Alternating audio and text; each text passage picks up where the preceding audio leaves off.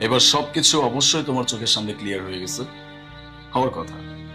এখনো যদি ক্লিয়ার না হয় তাহলে তোমাকে বোঝানোর মতো কোনো, এগুলো যদি আমি আরো আগে জানতাম তাহলে আজকে যেই কাজটা করছি এই কাজটা আরো অনেক আগে করতাম।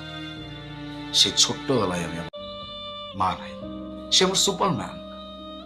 আর সেই মানুষটার সাথে তুমি এমন আচরণ করো, এটা আমি আমার নিজের চোখে দেখছি, তারপরেও কি নিতে পারো? আমি পারবো না।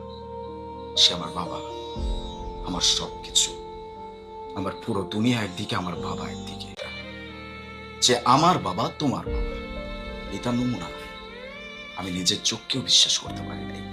ঠিক যেমন তুমি নিজের বাবা দেখাশোনা যে করতে পারবে না, সেরকম মানুষ আমার জীবনে দরকার নেই। এই যে মেয়েটাকে দেখতে পারতেছো না, খুবই সাংসারিক একটা মেয়ে। এই জন্যই বলছি, আমি যা করছি বুঝে শুনে করছি, ভালোর জন্য করছি। বাবা, আমি জানি